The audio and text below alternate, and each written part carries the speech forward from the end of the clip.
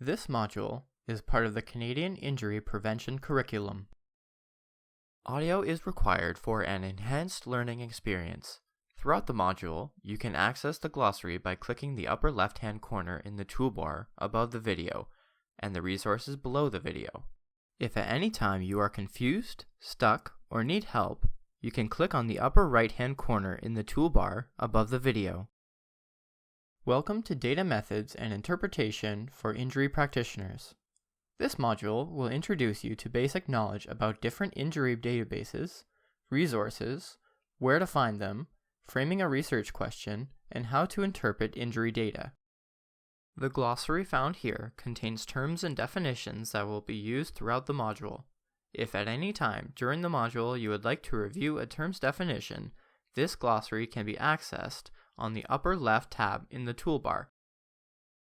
Upon completion of this module, you will be able to understand concepts such as incidence, prevalence, and burden of injury, identify injury databases, and interpret injury data for your own research uses.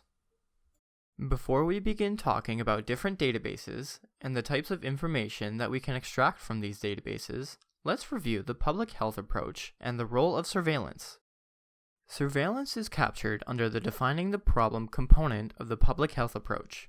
Throughout this module, we will learn how different databases can help us define the problem through surveillance. We begin by defining the injury problem and systematically gathering the data we are interested in analyzing. In order to establish the burden that Canadians face due to injuries, surveillance measures include both morbidity and mortality data.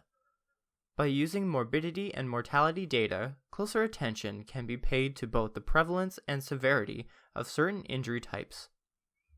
Injury indicators such as mortality rate, potential years of life lost, and hospital separation rate have also been used to define the burden of injury in Canada.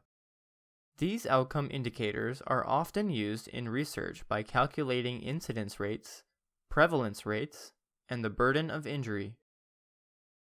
Let's start by looking at the most common method of reporting injury data, incidence rates. Incidence is defined as the number of new cases of a given condition occurring within a defined population. For example, in Ontario, from 2002 to 2003, the rate of ED visits for young children aged 0 to 4 was 12,410 per 100,000.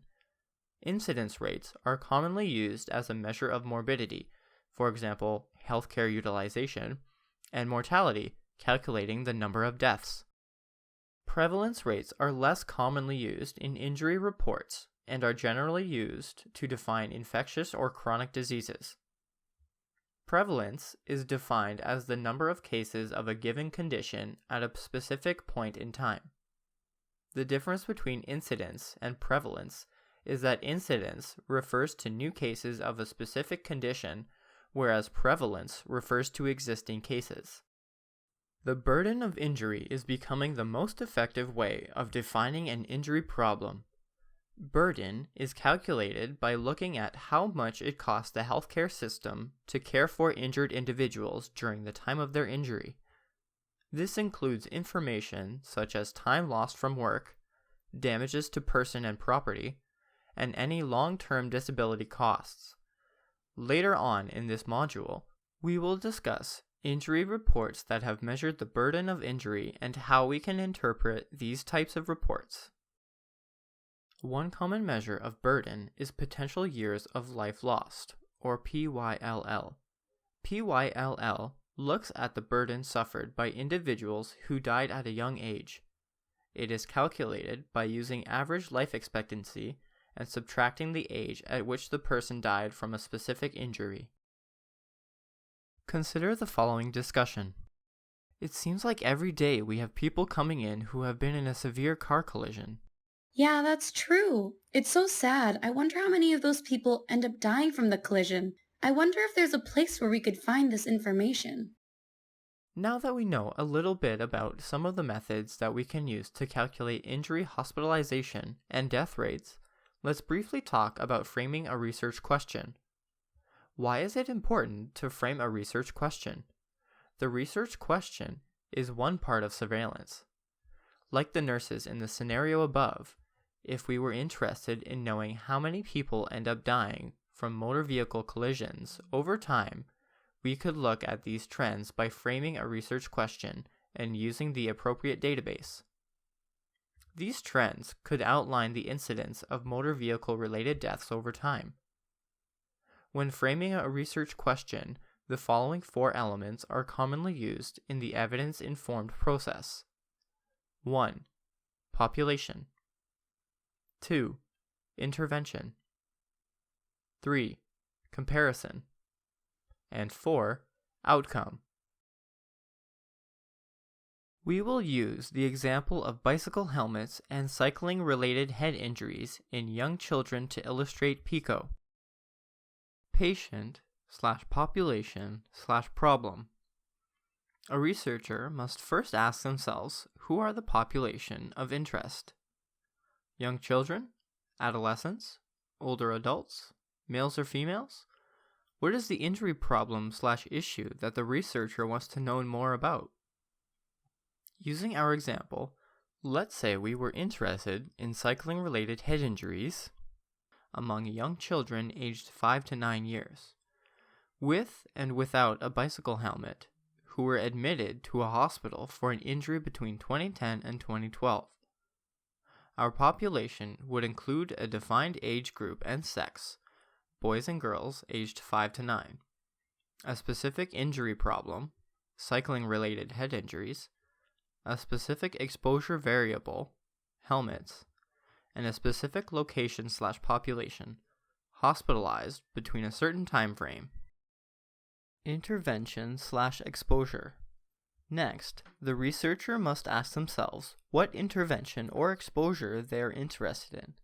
For example, if they wanted to know about the protective effects of bicycle helmets, then we would find a database that could tell us whether or not the population was wearing a bicycle helmet at the time of their incident.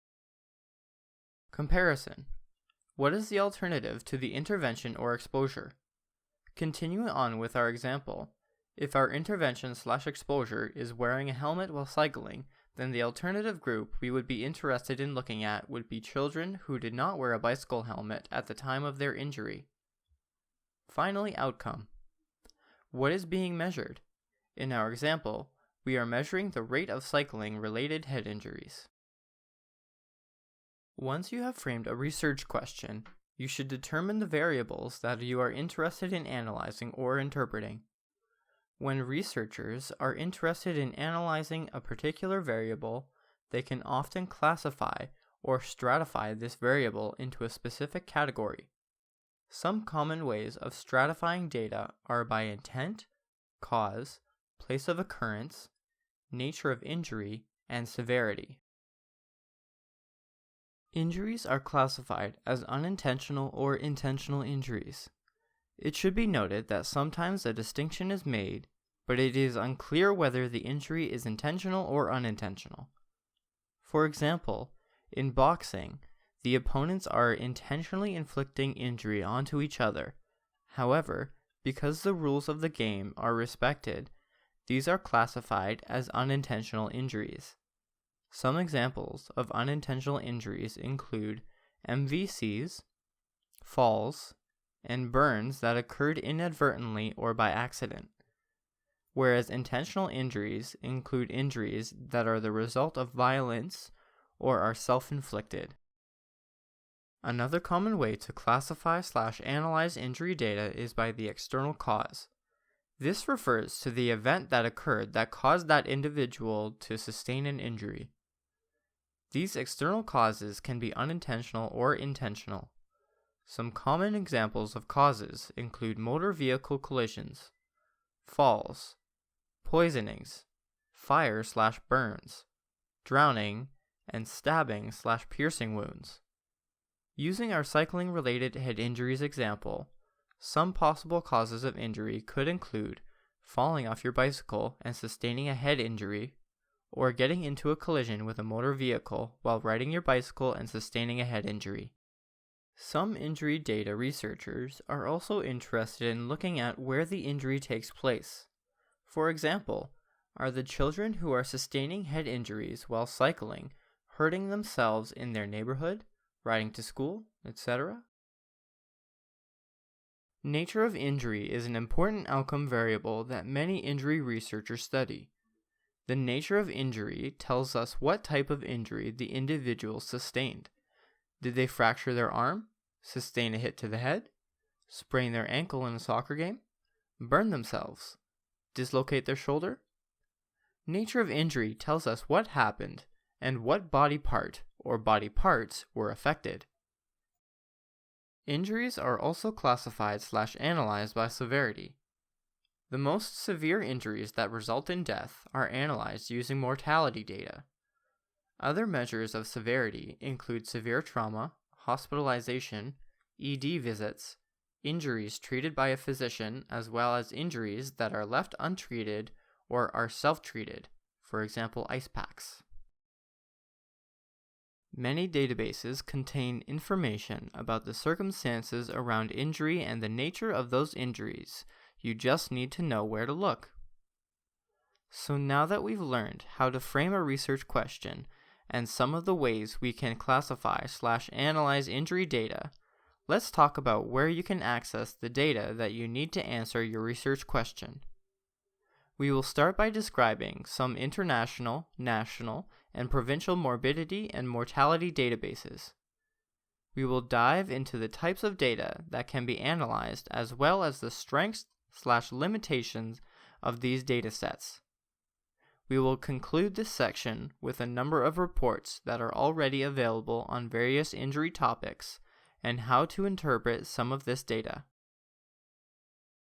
If a researcher is interested in mortality data, there are two databases at the national level where they can access this information: Vital Statistics Death Database and the Coroner Canadian Medical Examiner Database, which can be accessed through the Statistics Canada website.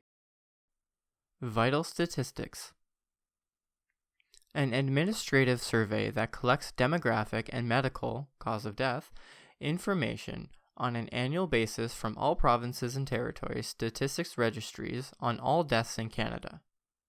The data are used to calculate basic indicators such as counts and rates on deaths of residents of Canada. Information from this database is also used in the calculation of statistics, such as cause-specific death rates and life expectancy. Advantages: 100% response rate. The disadvantage to using this database is that only certain variables can be accessed publicly. If you are interested in counts/rates of more detailed variables, you would have to speak to someone in the Data Liberation Initiative, DLI, or the Research Data Centers, RDC, program affiliated with your institution for more information. Coroners'/medical examiners' reports. Each province is responsible to investigate the deaths of the individuals who reside in those provinces. Data that is obtained from these reports includes the cause of death, defined as the disease or injury that initiates the chain of events ending in death, and the manner of death, defined as the means by which the death occurred, for example, natural, accident, suicide, homicide, or undetermined. Advantage: only centralized source of standardized coroner/medical examiner data in Canada. Disadvantage: data may differ in interpretation between jurisdictions. A number of detailed analyses on the leading causes of death in Canada have already been conducted. If an injury practitioner was interested in knowing what the age-standardized mortality rate per 100,000 population in Canada for both intentional and unintentional injuries, they could interpret this information from graphs and charts found on the Vital Statistics Death Database. By looking at this graph, for instance, we can interpret that unintentional injuries were the fourth leading cause of death for Canadians of all ages in 2000 and 2012, but we can't necessarily tell what the rate was per 100,000 population. On this slide, however, we have more detailed information that we can interpret as a rate, which tells us that in 2000, The death rate from unintentional injuries per 100,000 population in Canada was 25.8, and by 2012, this rate was relatively unchanged at 25.3 deaths per 100,000. By using these charts and graphs, we do not have to analyze the variables ourselves, but can get a general idea of the trend of unintentional injury death in Canada over a 12-year period. There are a number of different data sources where you can access information on injury hospitalizations, including the Discharge Abstract Database, or DAD, National Ambulatory Care Reporting System, or NACRS, and the Canadian Hospitals Injury Reporting and Prevention Program, CHIRPP. The DAD is a database from the Canadian Institutes of Health Information, CIHI, that captures administrative, clinical, and demographic data on hospital discharges, including deaths, sign-outs, and transfers. All acute care facilities other than Quebec are required to report this information. Basic information that is collected includes age, sex, geography, date, cause and nature of injury, treatment, discharge status, advantages, population-based dataset, disadvantages, no specific detail of the injury/incident because the hospital staff only code what is in the chart once they receive it. The National Ambulatory Care Reporting System, NACRS, contains data for all hospital-based and community-based ambulatory care, including day surgery, outpatient, and community-based clinics, and ED data. However, one major disadvantage to this database is that the information collected varies by facility and province.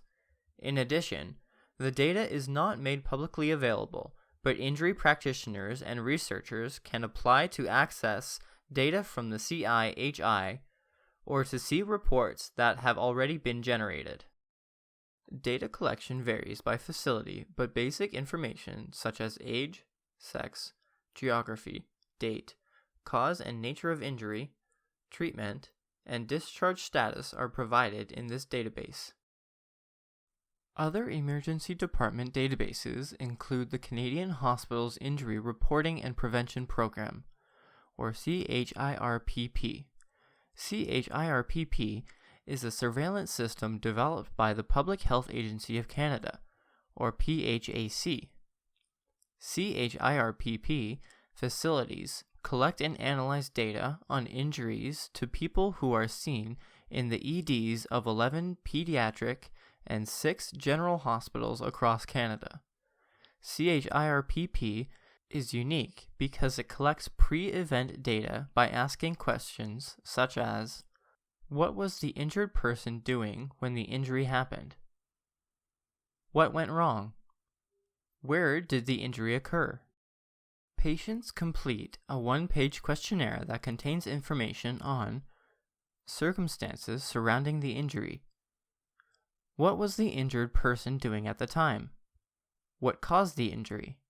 Factors that contributed to the injury. Time and place of occurrence. Age and sex.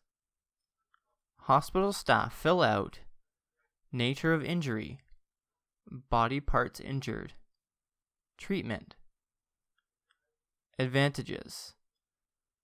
Collects detailed and rich information surrounding the injury.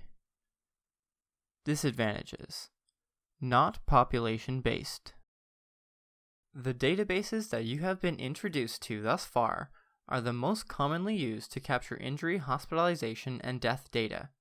However, there are a few other databases that are available through Statistics Canada that provide more detailed health utilization information, including the Canadian Community Health Survey, CCHS, and the National Longitudinal Survey of Children and Youth, NLSCY. The Canadian Community Health Survey is a cross-sectional survey that collects data related to health status, healthcare utilization, and health determinants for Canadians aged 12 and over. Data is further subdivided by subject, including diseases and health conditions, health, lifestyle and social conditions, and prevention and detection of disease. The advantages to using data from the CCHS is that there is a large sample of respondents. However, because the data is self-report, there is always a risk of recall bias. Similarly, the National Longitudinal Survey of Children and Youth, NLSCY, is a long-term study of Canadian children that follows their development and well-being from birth to early adulthood. The survey covers topics such as child development and behavior, education, and health and well-being. One major advantage to this database is that it follows respondents over time. However, once again, the data is self-reported through questionnaires. Before we introduce you to some of the international injury reports that are available, there are also some provincial initiatives that give injury practitioners access to injury hospitalization and death data on a provincial level, such as the Injury Data Online Tool, IDOT. From the British Columbia Injury Research and Prevention Unit, BC IRPU. The IDOT is an easy-to-use online injury platform that allows injury researchers, professionals, and the public to access provincial injury data, including mortality, morbidity, motor vehicle collisions, and sports. Data is retrieved from a number of sources including BC Vital Statistics, the Ministry of Health Discharge Abstract Database, the Insurance Corporation of BC, and the CHIRPP. By the end of this module, you will use the IDOT to answer a research question of your choosing. Finally, we will show you some injury reports that have been produced by international groups, such as the World Health Organization, WHO. The World Health Organization, WHO, produces world reports on child injury prevention. These reports present the current knowledge about the 5 most important causes of unintentional injury, including road traffic injuries, drowning, burns, falls, and poisonings, as well as intentional injuries from violence and self-harm. There are general reports that compare injury rates among countries for a number of specific causes. There are also sections where you can access data to tables, figures, and graphs that are easy to interpret. For example, if you wanted to know the proportion of fatal road traffic deaths among children and youth by type of road user, you could find this information on a WHO report, stratified by OECD country. For example, if we wanted to interpret this chart from a WHO report, we would be able to say that unintentional injuries accounted for the majority, 72%, of injury-related deaths in 2012. Of these, road traffic injuries were the leading cause of death worldwide. It should be noted that reports such as those from the WHO use the International Statistical Classification of Diseases and Related Health Problems 10th Revision ICD-10 codes to classify injury hospitalizations and deaths. The ICD-10-CA is a standard coding system that includes over 10,000 diagnostic codes developed by the WHO. These codes capture the nature of injury as well as the external cause of injury and requires detailed documentation. For example, V86.50, driver of snowmobile injured in non-traffic land accident. Translation: snowmobile driver ran into a fence. To summarize, here is a list of some of the databases that provide injury morbidity, mortality, and burden information for injury researchers and practitioners. At the end of this module, there will be a comprehensive list of related resources/links that you can access should you choose to want to review this information at a later date. Some of the information on the incidence/prevalence of injury may already be summarized in a report that we can use/interpret for our own research uses. The first step in interpreting this data is to search for credible high-level syntheses of this information. Local, provincial, and national agencies such as the Public Health Agency of Canada and Public Health Ontario house many of the reports that injury researchers are interested in. For more detailed information, such as information on a motor vehicle crash or on specific injury prevention behaviors like seatbelt use, you can access reports from places such as Transport Canada. Finally, information on the burden of injury can be found by looking at the Cost of Injury report on Parachute's website. In 2015, Parachute published an updated Cost of Injury report. The last one was published in 2009. The report examines all injuries at the national level and provides provincial breakdowns. For example, the report shows that in 2010, preventable injuries resulted in 15,000 deaths, 231,000 hospitalizations, 3,500,000 ED visits, and more than 60,000 Canadians with some form of permanent disability. The Cost of Injury report also provides data on intentional injuries in Canada.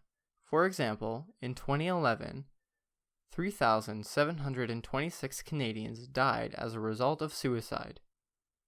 521 died as a result of homicide, and 80% of all homicide and suicide deaths occurred among Canadians aged 20 to 64 years. The Cost of Injury report analyzes the burden of injuries by calculating human costs, for example, the loss of independence, direct cost, for example, hospital costs, and indirect cost, for example, the loss of productivity. This report estimated that in 2010, the total cost of injuries in Canada was $26.8 billion. Of these costs, $15.9 billion were due to direct costs, and $10.9 billion were due to indirect costs. The mechanism of injury associated with the highest costs were falls, $8.7 billion, transport incidents, $4.3 billion, and suicide/self-harm, $3 billion. Now that you have a better understanding of how to classify data, frame a research question, where you can access injury, morbidity, and mortality data, and how to interpret injury reports, let's do a matching exercise to see what you've learned. Below, you will find a few resources if you are interested in learning more about data methods, interpretation, and surveillance. There are two parts to complete the evaluation of this module. The first part is intended to assess if you have shifted your readiness to tackle surveillance. The first question asks you how you felt before you began the module, and how you feel now that you have completed the module. The second question is about behavior change. The second part of the evaluation of this module is a feedback form. This feedback form will help us to improve the quality of this module. Please click on the link in the question panel to complete the survey.